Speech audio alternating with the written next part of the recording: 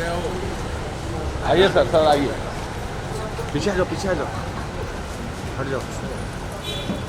40 साल बाद सो गए भाई साहब, अंदर से जागे हुए हैं, अंदर से 40 साल से जागे हुए बस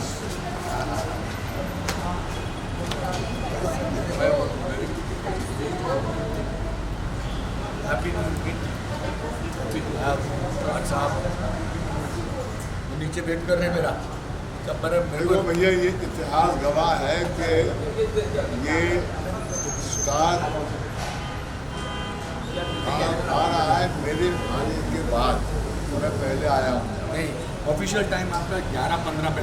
मेरा ऑफिशियल टाइम आपने मुझे बोला था 11:20, मगर मैंने सोचा कि आपको आपको मेरे टाइम से पहले आया है। बड़ी सिर्फ सजावट के लिए। चलो ये जोर से बोलो ना, बहुत अच्छा लग रहा है। बोलो। सुनिए, ये है शोभा हाँ है, राजीव जी ये है, और ये है जिन्होंने 10 प्रतिभा देखी है आपकी तरफ, सारांश है। सारांश अभी, और ये है दत्तू साहब जिन्होंने सुबह भेजा है आपका ये। मैंने 125-150 बार से ज़्यादा देखा। नहीं, हाँ मैंने 84 के बाद सब 40-50 बार तो हमने राष्ट्रीय प्रोडक्शन में देखी थी। हाँ, मगर मैंने 84 के बाद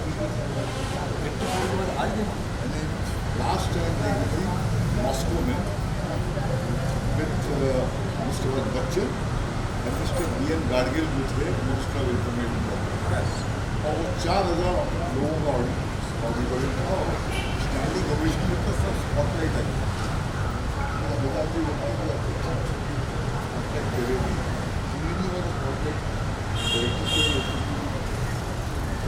मैंने भी सुबह 5:30 बजे देखी, 5:30 और बहुत रोया, बहुत। आइए चलते हैं। Thank you for coming. Thank you. हमारे आइए, आपको बच्चे के, हाँ, गेस्ट ऑफ ऑनर है सर। इनकी दुकान खुली रहती है ना सर। सोच रहे आप दोनों साथ में तो नहीं वो साथ ही में हमने जहाँ इतनी सजाई है दुकान, तो हमेशा कितना भी दे दो उससे ज़्यादा होता है। और हम सालान से कनेक्टेड ही बात करेंगे और फिर बात करेंगे। बस अगर तुमने कुछ और पूछा ना तो मैं कहूँगा तुम्हारे सवाल पूछने का अधिकार है, मेरे जवाब नहीं देने का भी मुझे अधिकार है। वाह, भट्ट साहब की जय। चली मेरी नई गाड़ी आज नहीं भट्ट साहब, दादा थोड़ा पीछे रहो, 150 के पैसे भेजे थे मैंने। 150 करोड़ आ जाओ इधर से, इधर से आ जाओ, पहले गाड़ी देख लो, गाड़ी के साथ फोटो। साहब इसको मैंने 30 रुपये दिए थे टैक्सी में वापस जाने के लिए।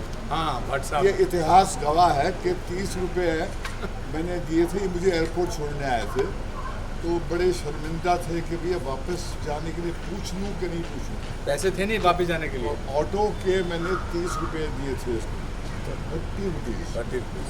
और उसके चक्कर में आज तक कम से कम इसका कॉस्ट क्या है गाड़ी की? कितनी बचत ज़्यादा नहीं है, 1 करोड़ होगा। कितने गए? 1 करोड़, सर ये सब बातें 1 माइक करोड़ लगाने से से ज़्यादा। ये सब बातें अच्छी है। नहीं, 1 करोड़ से ज़्यादा है ये प्राइस। हाँ सर, ये 30 रुपये में हो गया ना अच्छे से।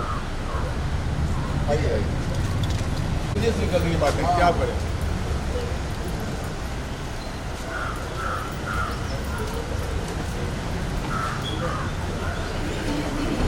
बस यही से छोड़ दो। हाँ जी, जब मैसेज भेजा तो तेरा बड़ा ठंडा रिस्पॉन्स आया। ठंडा। Because you had no idea where I was. I know. Then I realized I have to see. So the reverence that you showed. हमारे लिए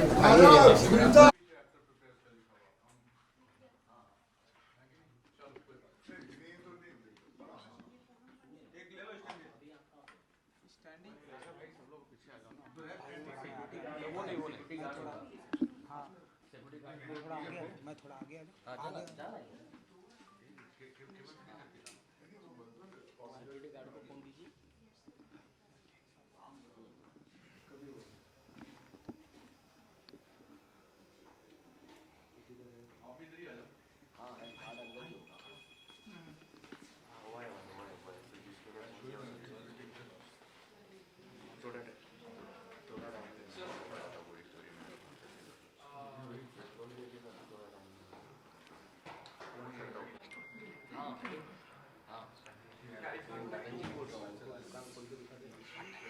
स्टैंडी ठीक है दुकान खोल ली ठीक है Thought about this. Anyway. आ जाओ भाई रोल है सबका तेरा कैमरा कौन सा है? सर ये रोल है हाँ नहीं भाई देखो माइक रोल है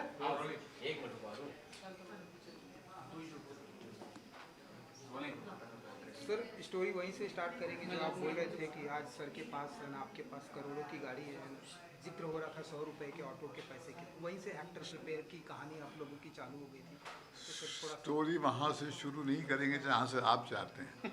स्टोरी वहाँ से शुरू होगी जहाँ से स्टोरी शुरू होती है। 40 साल पहले आज ही के दिन 2 फरवरी 1984 में फिल्म सिटी में एक सीन हमने शूट किया था जहाँ पर एक बुजुर्ग एक कस्टम ऑफिसर के कमरे में घुसता है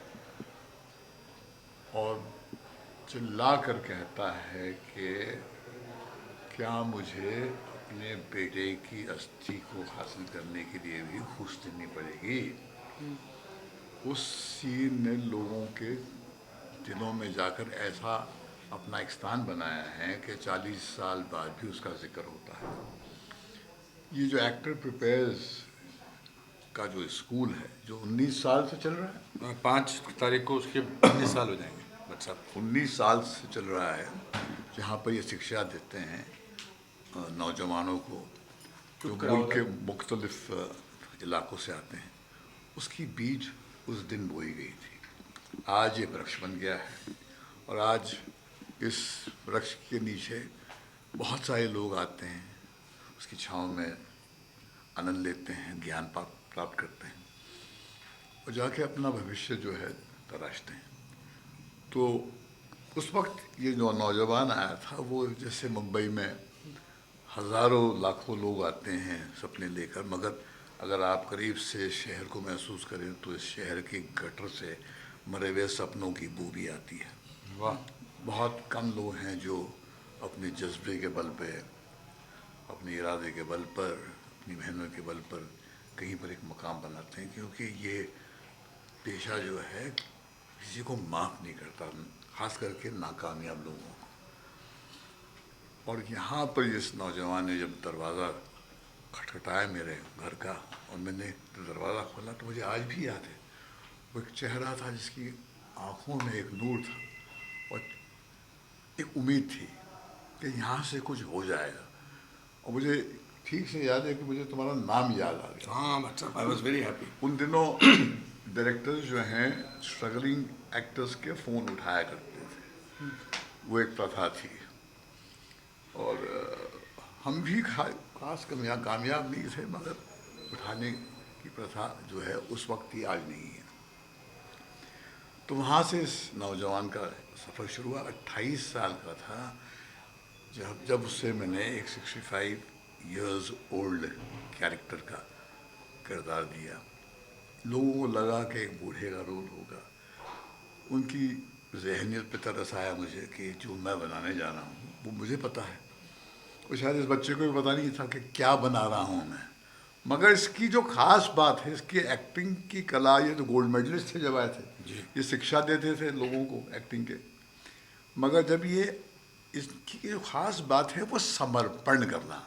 समर्पण का जो ज्ञान है ना, ये कोई आप किसी को दे नहीं सकते, वो आपकी फितरत में, आपकी रूह में होता है या तो नहीं होता है। जब तक आप समर्पण नहीं करते, उस किरदार को वो बिल्कुल अपनाते नहीं हैं, तब तक वो संभव ही नहीं है कि सारांश जैसी परफॉर्मेंस आप दें जो मैंने कल 84 के बाद में देखी। मैंने कल 40 साल बाद। हाँ, मैंने लास्ट देखी थी मॉस्को में।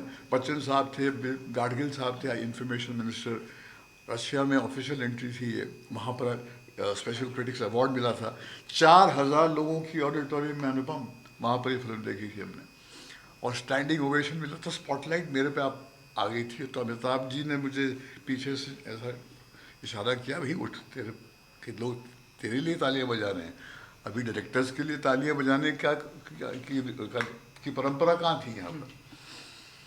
तो वहाँ से जो एक मैंने लास्ट मरतबा देखी थी फिल्म ये, और कल मैंने देखी, मतलब आज जाके बच्चों से बात करनी है सारांश के बारे में, अनुपम के बारे में, और अनुपम की खास करके उस अदा के बारे में जो इन बच्चों को अपनाना चाहिए, क्योंकि हुनर तो मिल जाएगा, स्किल्स तो मिल जाएगी, मगर वो कहाँ से लाओगे। तो उसके बाद में मैंने जब कल फिल्म देखी तो मुझे यकीन नहीं हुआ कि इस फिल्म में इतनी ईमानदारी, इतनी पाक फिल्म है ये। यहाँ तो वीकेंड नहीं चलती फिल्में, हमने भी बहुत सारी फिल्में बनाई हैं, हमने ज़्यादा फ्लॉप्स बनाई हैं हिट्स के कम ज़्यादा, मगर कहीं पर इसकी रूह में कुछ बात थी, वो बात कहीं इसके दिल से निकली थी। वो ईमानदारी इस बच्चे में थी, वो प्यास इस बच्चे की थी।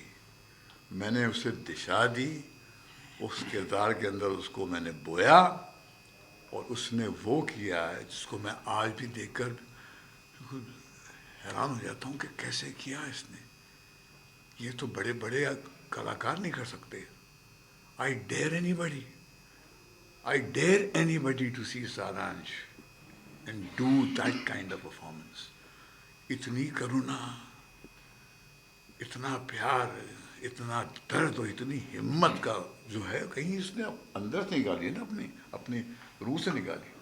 डायरेक्टर तो सीन दे सकता है, समझा सकता है, इंस्पायर कर सकता है, मगर आखिरकार निकलेगा कहाँ से? इसके जिस्म से निकलेगा ना, इसकी रूह से निकलेगा, इसके संस्कार से निकलेगा, इसकी तहजीब जो इसके अंदर है, इसके डीएनए में, वहाँ से निकलेगा। वो बोलती है, वो हिंदुस्तान की जो शान है, हमारे पुरखों की जो शान है, वो ऋषियों की का जो मुल्क है, उसका जो नूर है, उसके रोम रोम में चमकता है सारांश में। तब मैं और भट्ट साहब टैक्सी में घूमते थे और टैक्सी में शूटिंग पे जाते थे। और मैंने इसलिए समर्पण किया था भट्ट साहब, बिकॉज जो आपने इंसान, और ये बार बार बोलते हैं मैं 28 साल का था, ये 34 साल के थे sir. For a 34-year-old man to think, तो मेरे पास और कोई चारा नहीं था। मैंने आज लिखा भी है कि उस फिल्म में सिर्फ टैलेंट की वो नहीं थी, उस फिल्म में वो सारे साल जो बेइज्जती के थे, जो लोगों का मतलब ना मानना, उसमें सारा डाला गया था। पर हम टैक्सी में घूमते थे, और फिर उसके बाद परंपरा ये हुई टैक्सी में, समझ में आ रहा है आपको, टैक्सी में। और फिर हम एक बार टैक्सी में घूम रहे थे, तो एक आदमी, पिक्चर रिलीज़ हो चुकी थी और हम जा रहे थे, तो वो आदमी बोला, ए टैक्सी में। तो मुझे बड़ी परेशानी हुई, मैंने कहा मैं नई नई गाड़ियाँ खरीदूँगा जब हूँगा। तो आज फिर मैं इनको हर फिल्म के 100 रुपये देता था, नहीं 300 पहले 300 देता था, एक वीडियो कैसेट खरीद के देते थे। हाँ। फिर मैंने रेट जैसे कामयाब होता गया तो मैंने अपना कमीशन बढ़ाना शुरू कर दिया, और मैं गुरु दक्षिणा जो है बिल्कुल झांसी ठोक के दुनिया के सामने देता हूँ और लेता रहूँ बहुत। फिर वो 300 का 500 हो गया, 500 का 1000 हो गया, 1000 का 5000 हो गया, और आज 50,000 हो गया। आज 50,000 दिया है इससे पहले मैंने उनको। हाँ, आपकी आंखें जो है ऐसे कि न्यूज़ तो अब मिली है कि अनुपम खेर से महेश भट्ट ने 50,000 रुपये लिए, गुरु दक्षिणा दिया, अधिकार से। मैं जो भी आज हूँ, ये मानते नहीं है, मगर ये मेरा इसका श्रेय, अगर ऐसी फिल्म नहीं मिलती मुझे तो 40 साल की कामयाबी शायद हासिल नहीं होती। आज भी मैं बाहर घुमा फिरा के सारांश पर डिपेंड कर सकता हूँ। एक ही फिल्म चाहिए होती है इस तरह की लाइफ। हाँ, ये बात सही है, एक ही फिल्म चाहिए होती है। अगर मार्लन ब्रांडो को हम कहते हैं गॉडफादर से जानते हैं, ऑब्ituary फिल्म, आपकी ऑब्ituary की फिल्म होती है। हाँ, कि वहाँ से शुरुआत लिखी जाएगी, तो वी आर वेरी हैप्पी। और आज हम यही बातचीत सारांश के ऊपर एक मास्टर क्लास भट्ट साहब के हाथ करने जा रहे हैं कि उन यादों को, उन बातों को हमने कैसे हासिल किया, ताकि आने वाली जो पुश्तें हैं, आने वाले जो लोग हैं, डायरेक्टर्स हैं, एक्टर्स हैं, क्योंकि मैं ये कहना चाहता हूँ कि अंत में एक्टिंग ही काम आती है, मार्केटिंग काम नहीं आती है। मार्केटिंग अब ज़रूरी हो गई आजकल, but acting is what is finally that will take you to this event. और वो जिससे बात आपने शुरू की थी और मैंने बात काट दी, उस पर भी आते हैं। ये मुझे एयरपोर्ट छोड़ने आते थे, साथ में हुआ करते थे। इन्होंने एक बात एक नौजवान राहुल रॉय को कही थी, जब आशिकी में मैंने कास्ट किया था। मैंने कहा अनुपम खेर बहुत अच्छे शिक्षक हैं, एक्टिंग के टीचर बहुत अच्छे हैं। तो उन्होंने, अनुपम ने देखा राहुल को, समझा कुछ मत करो, तुम सिर्फ भट्ट साहब के साथ घूमते रहो, बस जहाँ जाए तो घूमते रहो। मैं भी यही करता था। तो ये आते थे मेरे साथ में, मैं एयरपोर्ट पे छोड़ने आया था, मैंने महसूस किया कि इसके अंदर थोड़ी सी एक एंग्जाइटी है कि मैं वापस कैसे जाऊंगा यहाँ से। तो मैंने कहा पैसे नहीं थे। पैसे नहीं है ना मेरे पास। बोला नहीं हाँ नहीं है। तो मैंने अपने जेब में से 30 रुपये निकाले ऑटो रिक्शा के, क्योंकि इसकी हैसियत ऑटो रिक्शा की। नहीं मसा, फिर मैंने पता क्या किया, मैं वापस बस में गया और बचा बिकॉज दिया। वो 30 रुपये फिर मेरा 1 हफ्ते तक चले। हाँ, तो ये वहाँ से आए हैं। तो आज इन्होंने नीचे कुछ 1 करोड़ की गाड़ी जो है कि अगेंस्ट खड़े होकर तस्वीर जो है खिंचवाई है बड़ी शान से। मगर लोग बस गाड़ी की कॉस्ट को देख के तो बड़ी ईर्ष्या करेंगे, मगर उसकी जो जड़ें कहाँ हैं वो यहाँ है। Thank you, thank okay, you. इससे ज़्यादा हम बोल नहीं सकते। वहाँ भी बहुत बोलना है। Thank you sir, thank you. Okay, thank you.